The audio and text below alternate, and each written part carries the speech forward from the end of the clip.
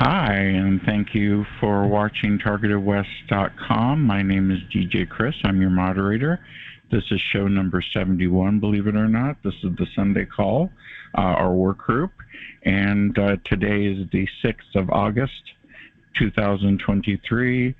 And just a reminder that our show is being recorded. So if you don't want to be recorded, just kick back and watch, and we'll take the recording off at 7 p.m. and you'll be able to talk freely. We're apolitical. We're not violent. We don't spew out anything violent. We're just a work group that's trying to figure out, many of us, why we have these terrorists in our head, the V2K. And tonight we're being we're very satisfied with the fact that we have Ana Toledo here with us from Targeted Justice to talk about the appeal process in the Fifth Circuit Court. And Ana, it's nice to see you here. Thank you. Thank you for having me. Nice to be here. Thank you. So we talk on Twitter often, and I was so happy that you were gracious enough to come to our work group, and we appreciate it. So tell us a little bit about a little small background and what you plan on doing with the appeal and all that.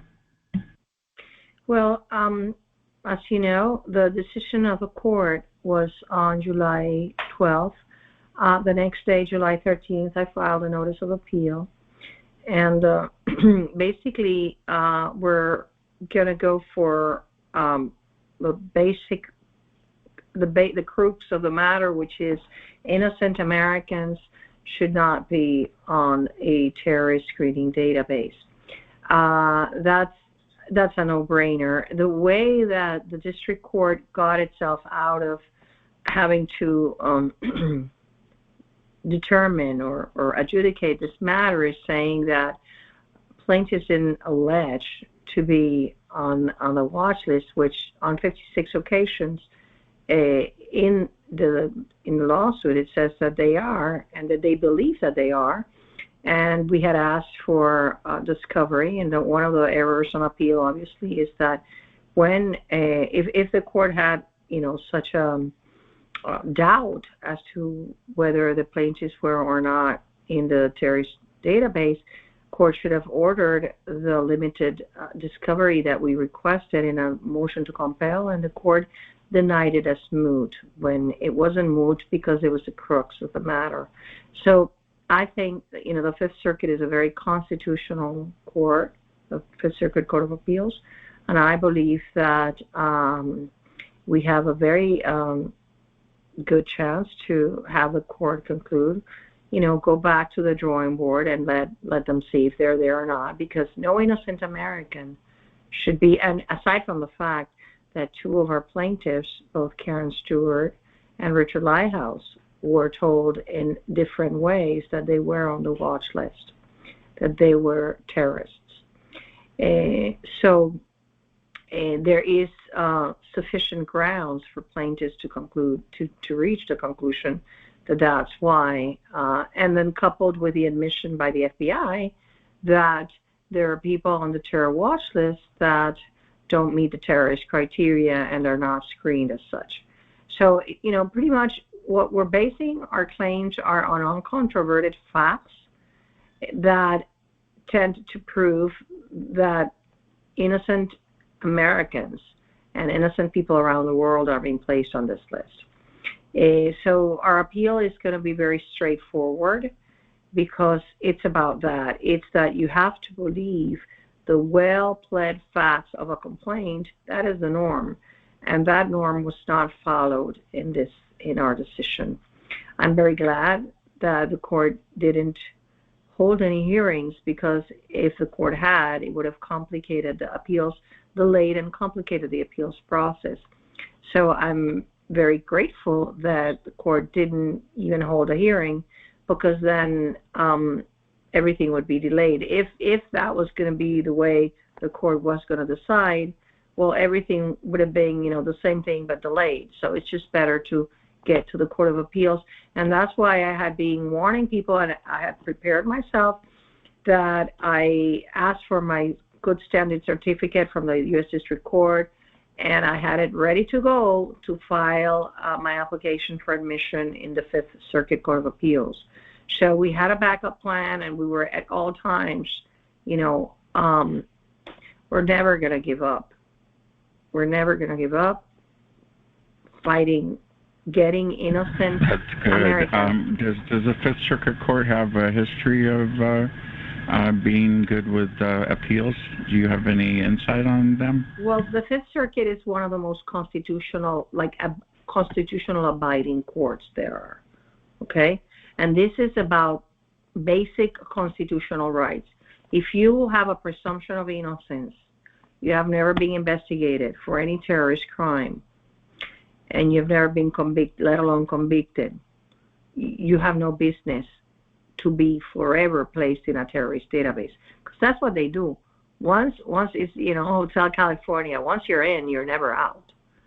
And in preparing for the appeal, I've been reading that in the past 3 years, the DHS that does the reviews of the people that are on suspected terrorists, that they get a lot of problems for traveling, they haven't done a single review of the challenges that have been filed by people that get stopped when traveling in 3 years.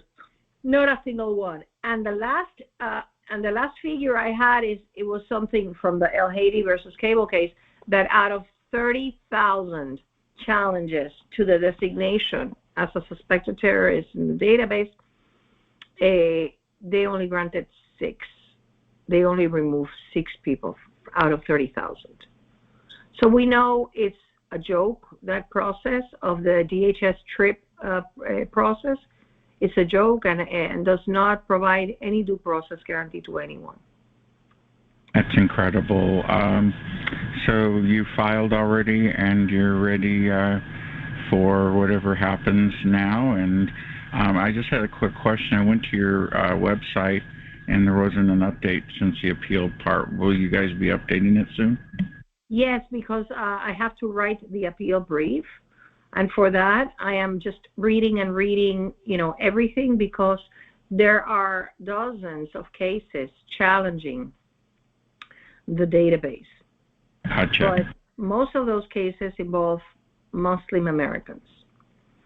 And one good thing is that in the Fifth Circuit right now, there is a case called Kovac versus Ray, which is just 2-3 months before us, was filed in April.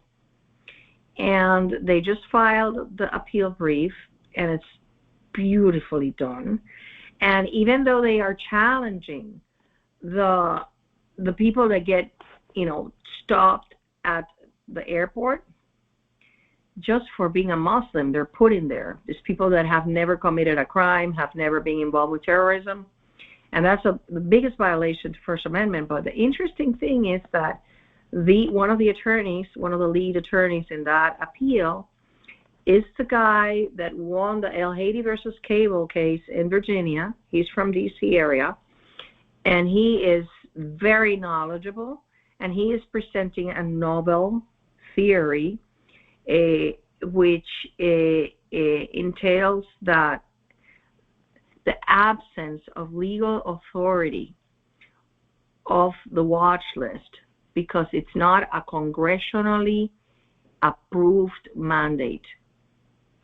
And it's a really very well written. And stepping on their heels is we are coming behind with our challenge.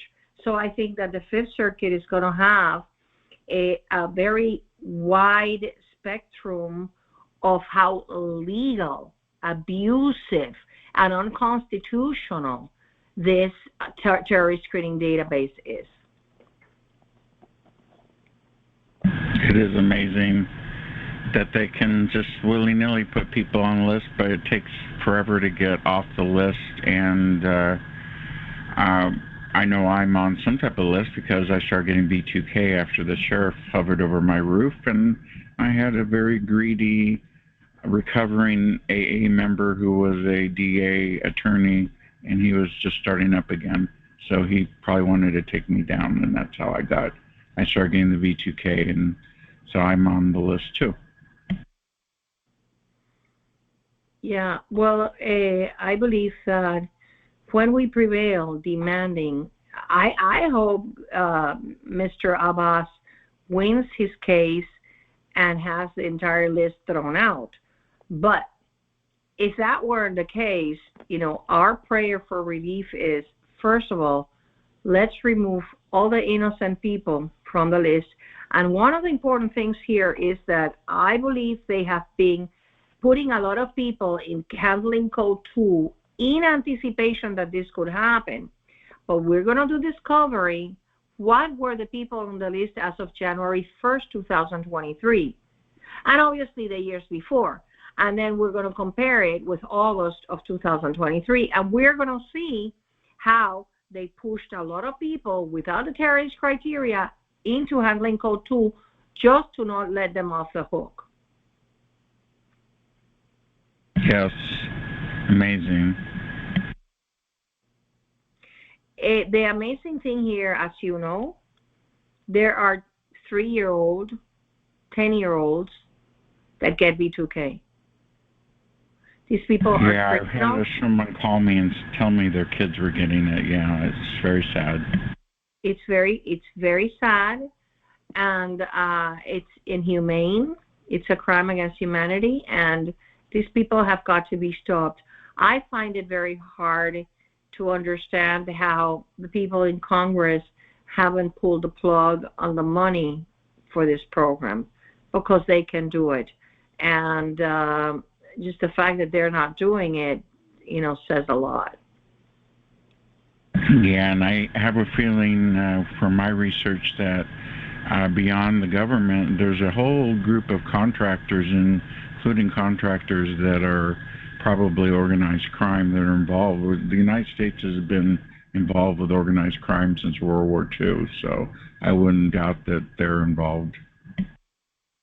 Well, and you also have the organized crime of the medical class, because you have here doctors profiting, you have here universities, research universities profiting from the data they get from implanted TIs. You have dentists, you have veterinarians, all of them are profiting, and they are part of this criminal RICO. It's a RICO organization, the government working in cahoots with private enterprise in the commission of these crimes. It is my hope that we get in 2024 people both in Congress and in the White House that are willing to fight this monster. So is there anything we can do to help you? Well, right now, Goji started a very important initiative, and I have said many times, and I'm starting to open up regarding that. This is the first of many cases. The United States does not have enough money to pay for the damages perpetrated upon targeted individuals. We're talking here billions and billions of dollars. Add to that the right that foreigners can claim up to $100,000 for damages perpetrated by the military. Most of you should know that it is the United States Space Force that is doing the microwave attacks and the V2K and the remote neural monitoring on every single person on Earth. So that is the armed forces, and they are liable to this, 5.8 million people around the world that are being tortured by the United States Air Force. So a private enterprise is going to have to chip in to the payment of damages, because they have profited, like you said, they have profited from it. And we are doing the campaign, the letter writing campaign, demanding, because in the law, one of the precepts of just society is that the decision to mitigate damages. I believe that, about 90% of the microwave attacks, including V2K, is done through, and remote monitoring is done through the use of weaponized cell towers. Cell towers don't have to be weaponized to properly provide data and voice service to its clients. We had in Substack a newsletter explaining how they are equipped with a microchip that is a beamforming microchip, and for an array of 4 panels facing the same direction in the same level. That is a weapon. That's a microwave weapon, and it's not necessary for the transmission of voice and data.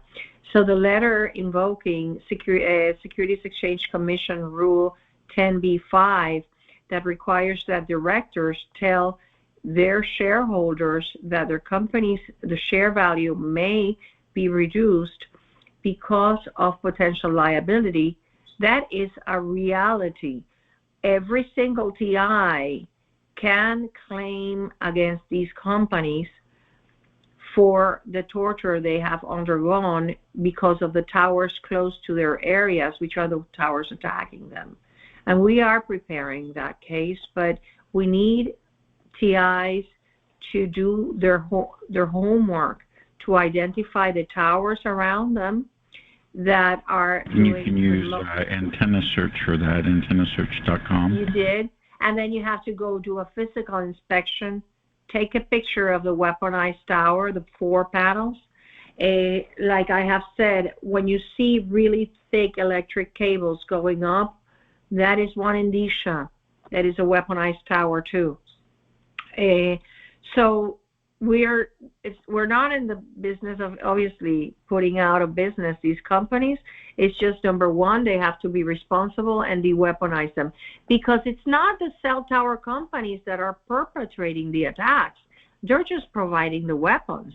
They're just putting the weapons out there for the criminals retrievers to fire them. All they have to do is tell them, you're not using my facilities anymore to torture Americans. That's all they have to do, because it's not a valid use of cell towers. It's not a legal use of cell towers. And it's their duty to do that. That's what we're asking people. Please take the time. What did you do today to end your targeting? Take the time to write the letter, send it, and follow up on it. Okay, we'll take that as our homework here at the work group then. Thank you for that information. My grandmother and my dad were affected by V2K, but this was before the cell towers. I'm sure that it was some type of antenna system, rudimentary back then. And then when the cell towers came in, then they really had an opportunity to weaponize these things. And it is indeed a fact that you can also rent space on a cell tower and add your own antennas, or you can modify the frequencies of the beamform and make it into a weapon that's affecting the brain. So, and of course, cell phone transmissions by themselves are dangerous and unhealthy, and they put those towers in places where people complain and get sick, so they're not even allowing them near fire departments and some schools now. Well, it's twofold. One is that B2K also comes from satellites. When, what you're talking about is prior to, I think, 2005, it came from satellites, okay? The other thing is that these weapons are being placed atop buildings. They not necessarily are located on a tower. They can be placed on the rooftop of buildings, and so what you have to do is you have to write to the owner of the building and say, you are renting to a company that is using this that is providing this weapon for the torture of Americans. And I tell you, you have to force them to de-weaponize that tower. That's another alternative that like in highly dense areas like cities, you can't have a tower in the middle of the city. So what they do is they put them on top of buildings. And obviously the satellites. I don't know if you saw Richard's head bleeding. That was from a satellite. It was so hard how they attacked him the day that he went out to give flyers with a group of our volunteers regarding the FBI agent in charge of InfoGuard here in Houston. And he just started bleeding because the attack they did on his head with a tracking GPS satellite was so hard that it opened, a wound in his head. I saw the picture of it. It was really bad. That's absolutely terrible that they can do that. And I've seen this happen before. Directed energy weapons industry is now a multi-billion industry, and it's growing. By 2025. They're going to double their income. So directed energy weapons are part of the fifth generation warfare, or the fourth industrial revolution of warfare. And that's how they're doing it now, is instead of having a war where they blow up everything and have to rebuild it, they just go after the humans and zap them and get them out of the picture and take over the land, basically. It's completely illegal to use directed energy weapons. It is, and it's an industry too. You would think, it's only for military, but it's not. I know Jax, for instance, had directed energy weapons aimed at her, and she's in Silicon Valley, so. Yes, in the United States, I guess the way they get away with it is that we are a number. We are a number in the terrorist screening center, issues a number, ID to us, and our GPS coordinates and everything, we're all being tracked. So that's how they fire these weapons, because we're not people, we're just a number. We're just a target. Literally, we're just a target. Correct. I have really realized that I have to work on myself a lot so that I don't become a target, and that involves a lot of keeping busy and keeping myself occupied. And but at the beginning it was pretty hard. I never had anything like this happen before, so. Well, my heart goes out, and I admire everybody that has C2K, because I can't imagine it's the most debilitating thing. I have implants from head to toe. In various surgeries, I've been implanted. I have one in the middle of my brain. I have this little hole here in my skull that I hadn't noticed. And friends and family colluded with my enemies to place these things on me. And so, Did this happen when you were in Puerto Rico or in the United States? In Puerto Rico. Everything happened in Puerto Rico. Really? Yes. And what I don't know what is sadder, if it's that the doctor you trusted betrayed you, that you trusted your life to this doctor betrayed you, or your family, everybody knowing about it and everybody just keeping mum, They get scared. Family members get scared because they don't really want to be sucked into it, basically. Yes, and I guess one of the biggest problems is that since the FBI protects the criminals in this program, well, who are you going to turn to? Because in Puerto Rico, the Department of Justice and the police is very corrupt. So people think, well, let me go to the FBI, but guess what? The FBI is the one running the show here. So you really don't have anybody to turn to for justice or for petition for redress. And so everybody, they just, the good ones, the good people, they stayed away from me. The ones that colluded with the criminals made money off being around me and collaborating with them and getting information from me and everything. And so, my own cousins, my family. But it's okay, because I have now a huge family that I owe myself to, which is this targeted community. We appreciate that. We appreciate you too. You know that. I know, and I am just very thankful, because you have given me a purpose in life. Before I had my goals, I had my profession, and I had a happy life despite the things that the criminals did to me, But now, despite we go through, because I get severely attacked too. But this goal of setting everybody free and start to make justice happen, well, that fills my days and my life, and I'm just really grateful that I'm here now. I wouldn't change a thing. I don't think I would change a thing, because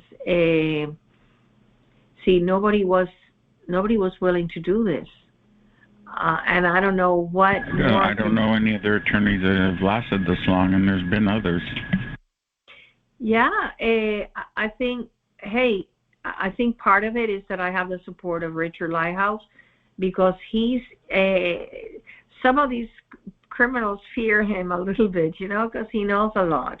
And so, and he has, and let me tell you that the Substack newsletter just hit 100,000 circulation per month. And I think a lot of that circulation is within agents, FBI, DOJ agent people, because they are starting to realize of the criminality within their own agencies. So that is a very, historically, we are in the perfect moment to do what we're doing. I wouldn't be able to do it without Targeted Justice and without the support of the people that have so graciously supported us, because this is a very expensive litigation, and it's not just this. Like I said, I have 3 or 4 already down the line that we want to do, because once we prevail, because I don't contemplate not prevailing. Once we prevail in this case, I want to train attorneys in the entire nation through Zoom calls and give them sample pleadings to show them how to file the cases on behalf of targeted individuals everywhere. You know darn well they've been approached. Many have approached attorneys before. Yes, I know that, but it's going to be different once we can get the names off the list and that's why we're doing the people that registered. What we want, it is our goal to verify their names on the list. Once we get the certification that they're there, well, it'll be up to me to prove the connection between, and I'm not going to say how I'm going to do it, because I'm not going to tell the criminals, but it is up to me. Once I prove the correlation between the list and, the Stasi, the B2K, the directed energy, well, it will be at that point that attorneys everywhere, we will dismantle the program, and the attorneys. It's literally like they don't know history and how the Stasi worked and how the Soviet Union worked and how other countries have done this before. It's like they just don't seem to believe that we would do this, and we have. Well, I think many are afraid until we shut down the program, until we have a court say, this is over, you cannot place innocent people on a terrorist list, until we have that, and impose a court monitor, because one of the prayers of relief I ask for is, I need a court monitor, because I don't want them to go and circumvent the court's decision and make another list, okay? So once we stop it, I think attorneys will come from under stones, from under the earth, and start suing, because right now many of them are scared. For God's sake, we tried to get an accountant. They're scared their house, their condo, their practice. Yeah, they get scared because they know how powerful the cabal is.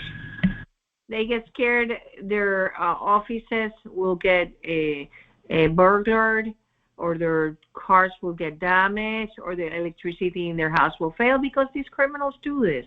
So we first need to stop the program.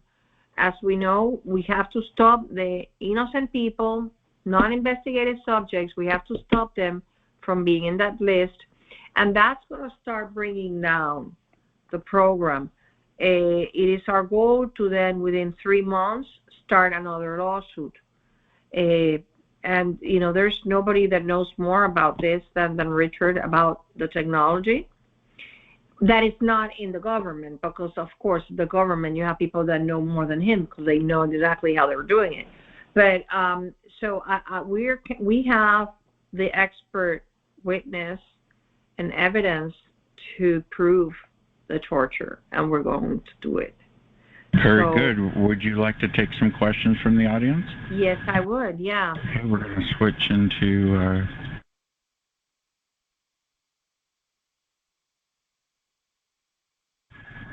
Okay, we're switched from Q&A mode and we're in mute mode.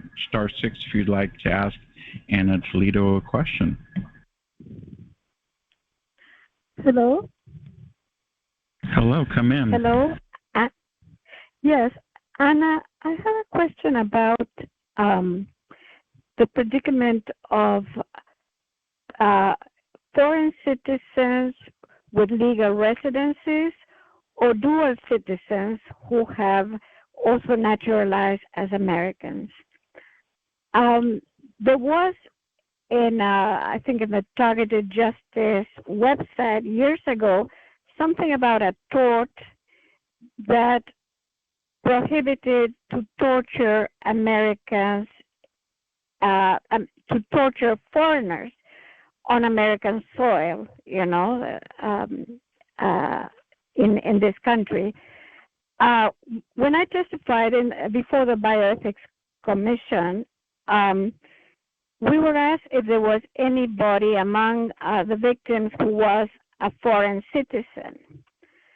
I became a dual citizen in 2019, and I was a legal resident and a foreign citizen until that time. So this happened in 2011, and they recommended to foreign citizens who are legal residents to contact the authorities of their countries of birth in this country and present the situation so that they could ask the government of the United States to stop torturing them.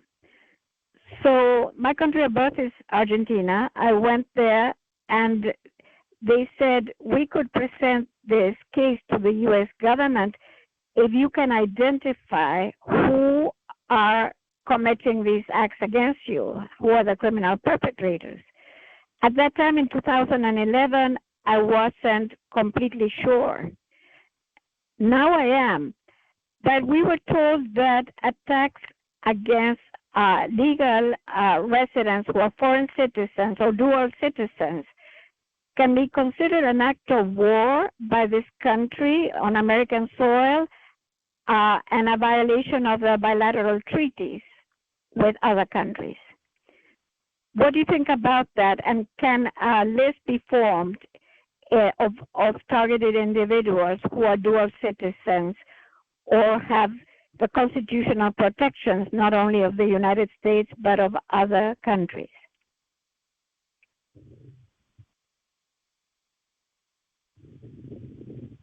You have to start. We'll go ahead and we'll take. Sorry. There you are. Okay. Go ahead. Yeah, among the pleadings we include is the Convention Against Torture. And yeah, the United States is prohibited from torturing not just its own citizens, but foreign nationals that live here or abroad.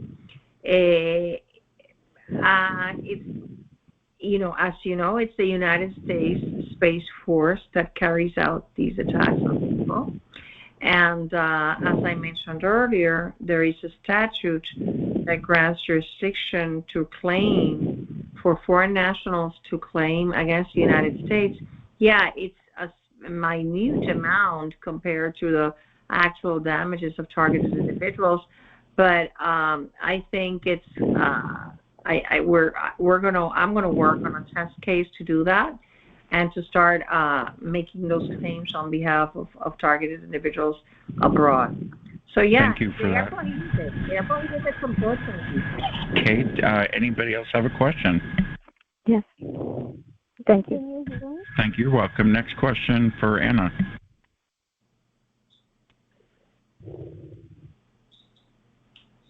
Next question for Ana Toledo. Come on in.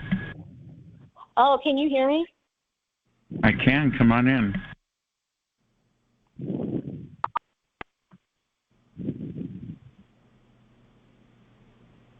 Well, I heard you, but I don't hear you now.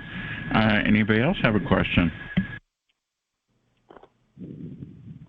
I do. Come on in.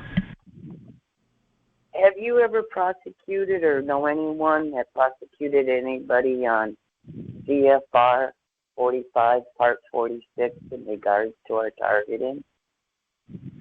No, number one, I'm a civil attorney. I'm not a prosecutor. I don't do criminal law. So, no, I've never prosecuted anything. I file lawsuits. Okay. I was just curious because I know, like, when I first found out I was a TI, it was a paper that I read in script, and I know it was by a doctor, DOD himself, and was saying, you know, these are war crimes and other stuff, and it should be prosecuted under CFR 45, Part 46. So that's why I was asking. So basically, that would be someone in, like, the state federal prosecutors, the one that has to prosecute them, right? There's someone in law enforcement. It should be the Department of Justice prosecuting it, but the Department of Justice is denying the existence of the targeted individual program. Instead of believing the victims, the Department of Justice is defending the perpetrators of putting innocent people on the list.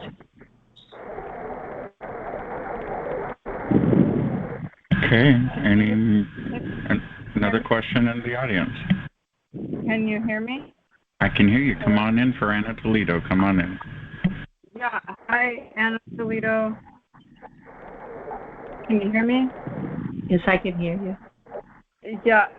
So what I would like to report, I was a firefighter in the Air Force, and I was drugged and implanted by a coworker. And if you look into KLAS government, Mark Bowman, General Mark Bowman, these are people who are doing covert operations against civilians or military personnel against their consent.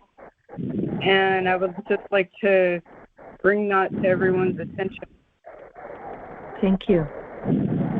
And you can actually research this if you YouTube General Mark Bowman. He's actually admitting to illegal operations going on within the U.S. government. Thank you. Thank you. So I was drugged and implanted by a coworker as a firefighter in the Air Force. Wow. Oh, in the Air Force. Wow. I'm so sorry. Sorry to hear that. So magnets stick to my neck, and I am tortured with sonic frequencies 24/7. And I have evidence of that, which I'm happy to produce. Yeah.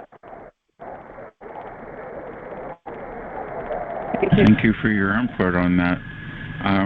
Does anybody have a question for Ana Toledo as we wrap this up?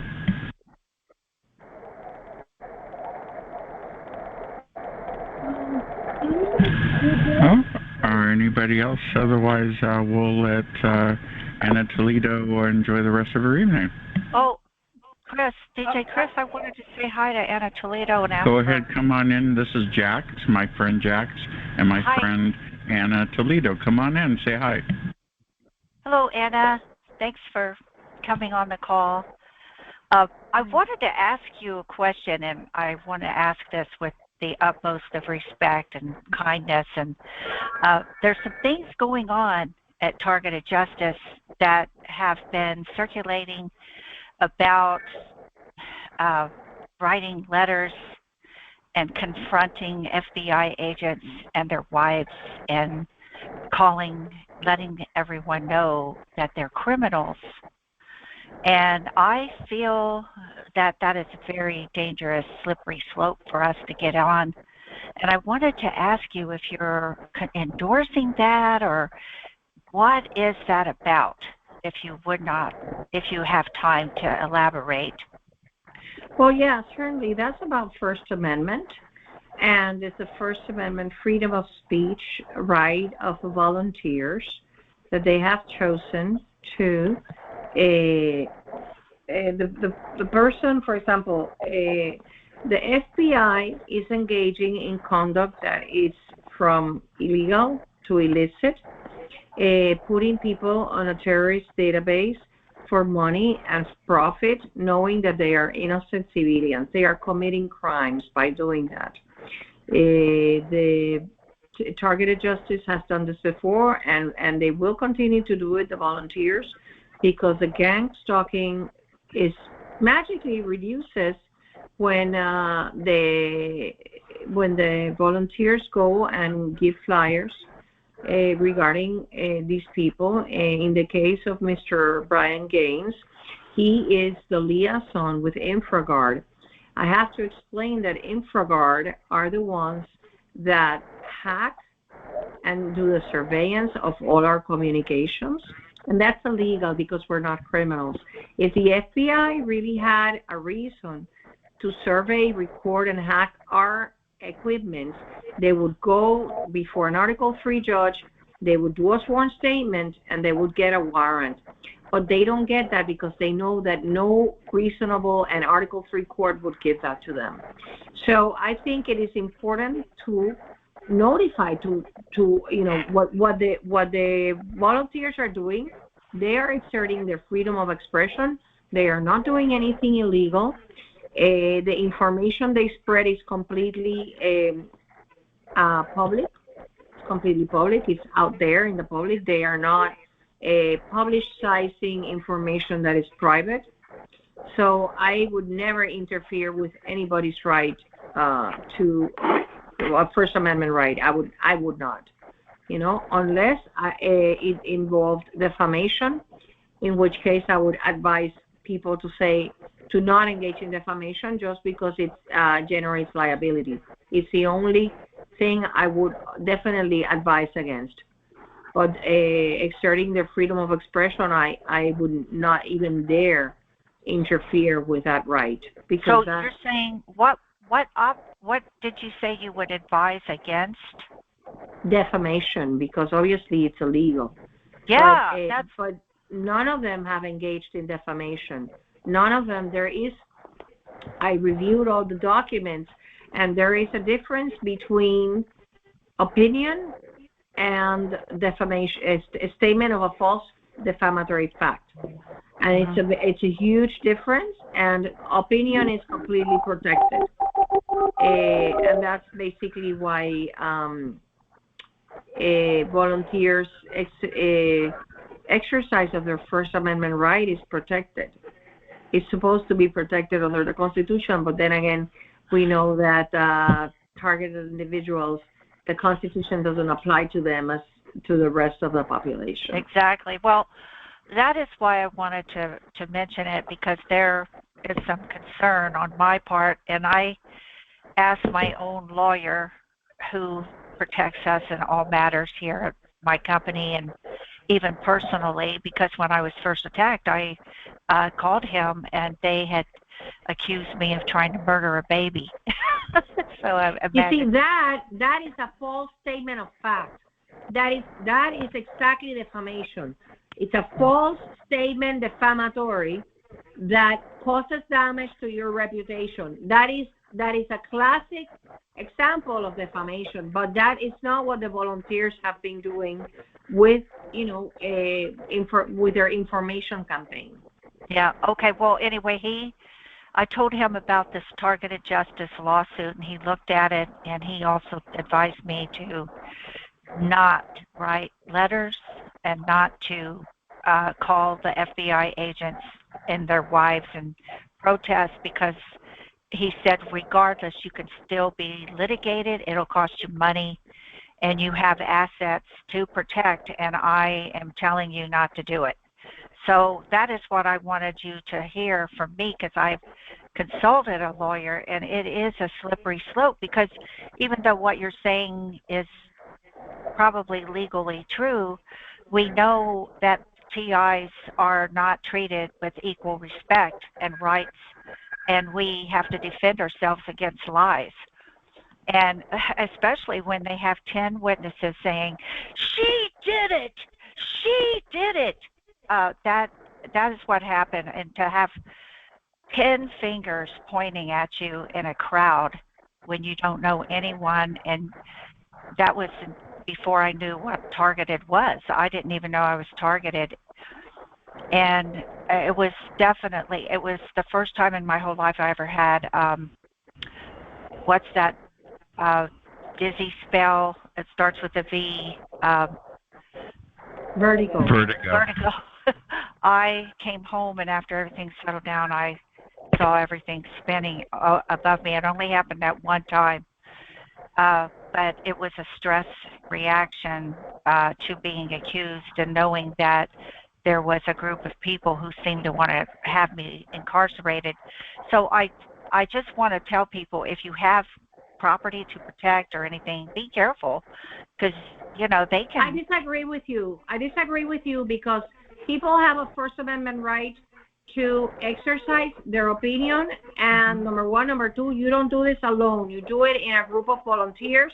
You do it peacefully, and you do it publicly and peacefully, and you take videos. They were taking videos. One of the volunteers was taking videos, so they cannot say that they said, okay. I mean, this is well done. If they were taking videos, they cannot make up that they said something they didn't. Oh, see, I never heard that. Because we don't have to, we don't have to put it out there. Let them try to sue, because we have the evidence. I wasn't there, but they have the evidence. It was all on video, and everything was perfectly legitimate. And you know what?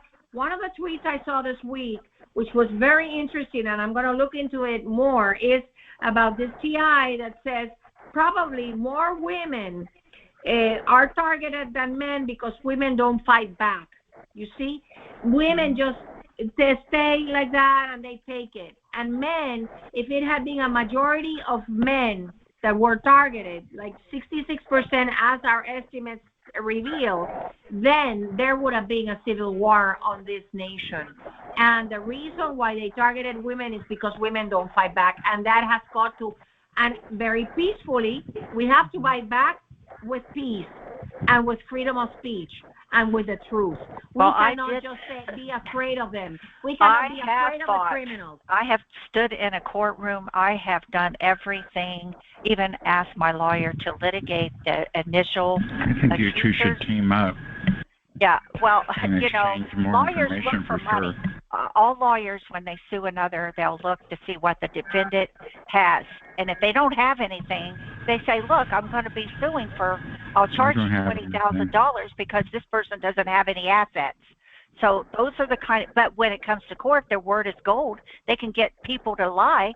So this is what we're up against. So I'm very careful because I know what my lawyer wants out of his litigation, and I don't want to fight a battle that's just going to put me deeper in the hole. Sorry, but I am a fighter. I have been in Congress. I have stood up and I've spoken to every district attorney in the state of California at an annual meeting and told them about this. I have done, and guess what? A lying TI who dressed up like a TI was a perp and went behind our back and stopped all of it. And then she had no money, and she bought a new electric car. No money. Well, that's crazy. Well, you do have you have contrarians. I fight. I know you do. Well, this is great. Well, let's go ahead and wrap this up. Does anybody else have any more questions for Ana Toledo? Hi, Chris. It's Laura from Colorado. I just wanted to go ahead and ask Ana Toledo because we're keeping her over time.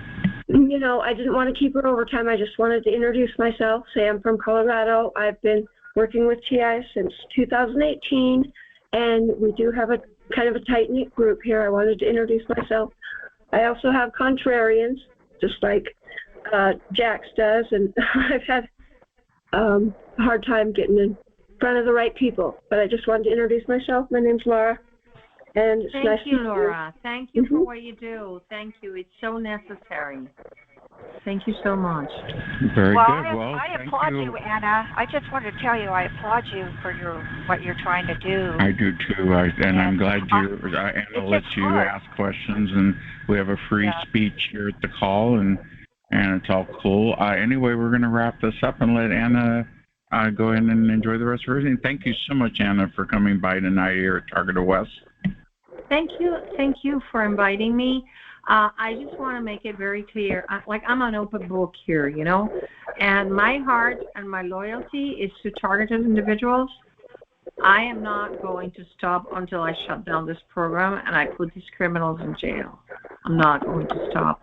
I don't even think about vacation. I don't even think about going to the beach. You know, I am obsessed about putting these people in jail and making them pay and stopping this madness. Okay, so you know, I just want everybody to know that it really comes from a good and honest place in my heart. Thank you for that, Anna. Okay, thank you everybody for asking Anna the questions. Thank you, Anna. We'd like to have you back again, please. Would that be possible? Sure. Well, let me when I write the appeal. Let's see what happens. And you can tell us about it. That would be great. We really want people, when we have an oral argument in New Orleans, we need to fill those sidewalks with targeted individuals. We're planning to have the same T-shirt for everybody because we need to raise awareness in the public. Okay, so you're going to have a get-together in front of the New Orleans courthouse, the 5th Circuit Courthouse, and you want people to join, and we'll probably get that information from the Targeted Justice Updates, and then you'll go ahead and let us know what happens. We will. As soon as I get the scheduling, I will let you know. I appreciate that. We do too, because we had almost 100 people just at one time tonight, so it was crowded. So thank you, Jack. Thank you, everybody. It's pretty much open mic for the rest of the evening. If you guys want to talk, Anna, you can stay if you'd like. It's open mic. Come on in, everybody. I was just going to talk about the BioLab for a topic. This is DJ Chris at TargetedWest. I was going to talk about the BioLab that they found HIV, COVID in many mice in a Chinese company that went broke in Fresno, and now it's in the news and people are wondering what's going on. Is that a topic you want to talk about?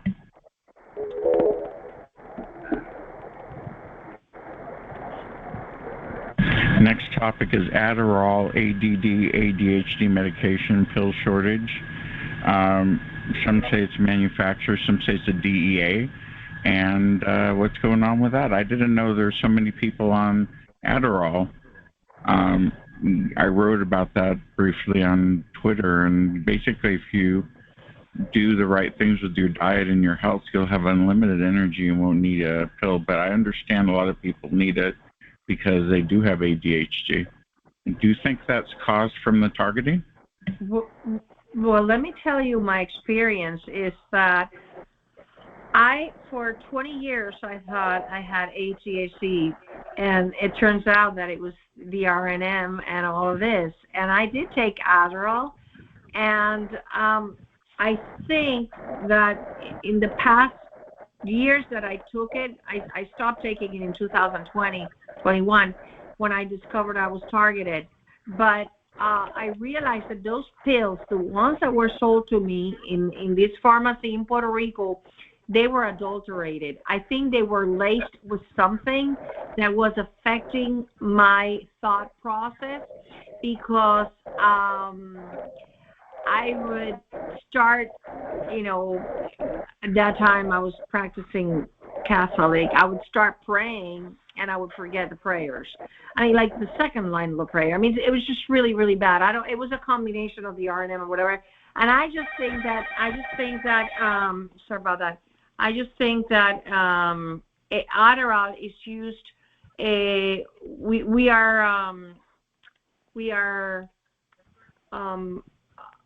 our memories, our attention is